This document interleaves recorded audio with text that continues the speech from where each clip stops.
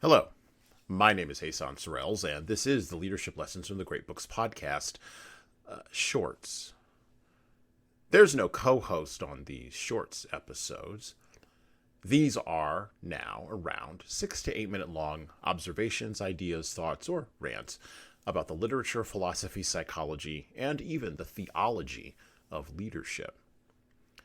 Because listening to me talk about leadership for now around 6 to 8 minutes is still better than reading and trying to understand yet another business book. Even that business book that has been sitting in your Amazon queue that you just haven't been able to bring yourself to purchase for around the last 6 months.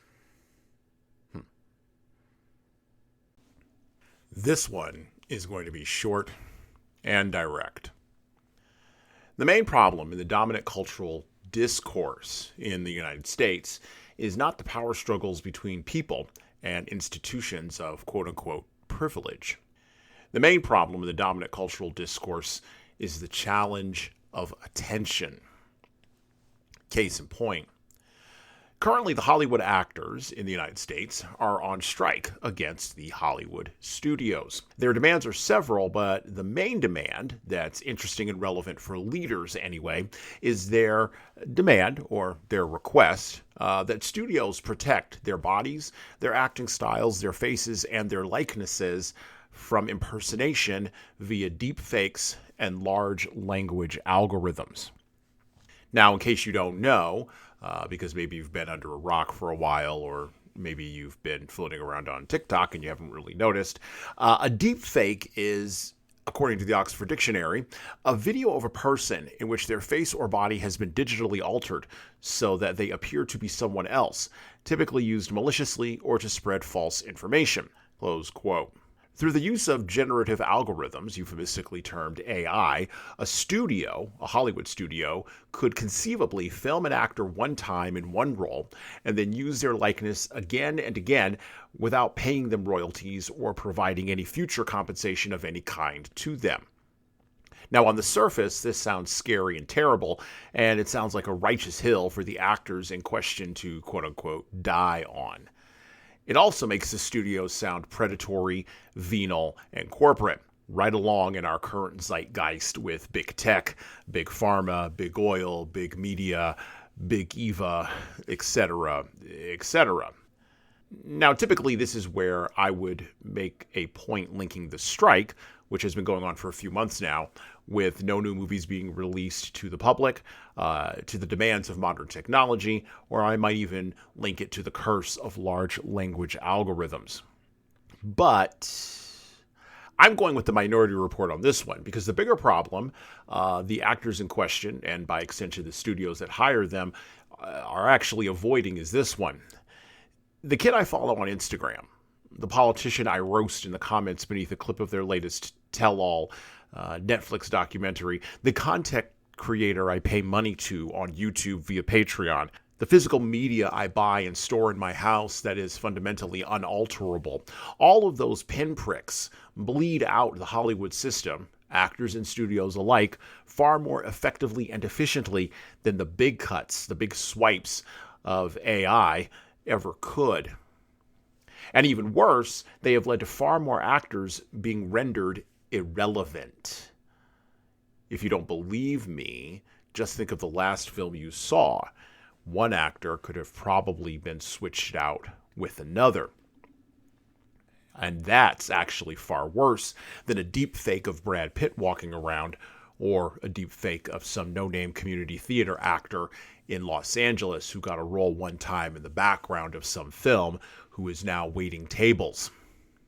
Sure, they will, and there will be deepfake Cary Grant roles, and deepfake Marilyn Monroe pornography, and deepfake Johnny Cash performances. But the audiences for all of these deepfakes and large language algorithm-driven images and likenesses in the future, the audiences that will show up to those spectacles, well, they will do so with a knowing nudge and a wink to the creators of such spectacles, with everybody being in on the joke that it's all not real.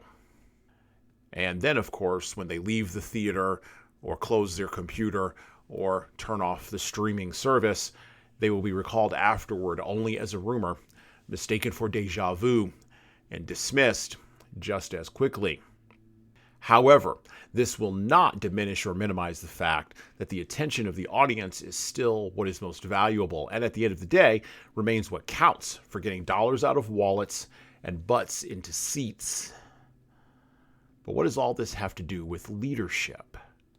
Well, in a time of even narrower dividing up of attention by even larger corporations, the acts and behaviors that resist and push back against attention-seeking algorithmically driven behavior will actually be valued more and more by average people who will be dulled into insensibility by the deepfakes and the pretendness around them.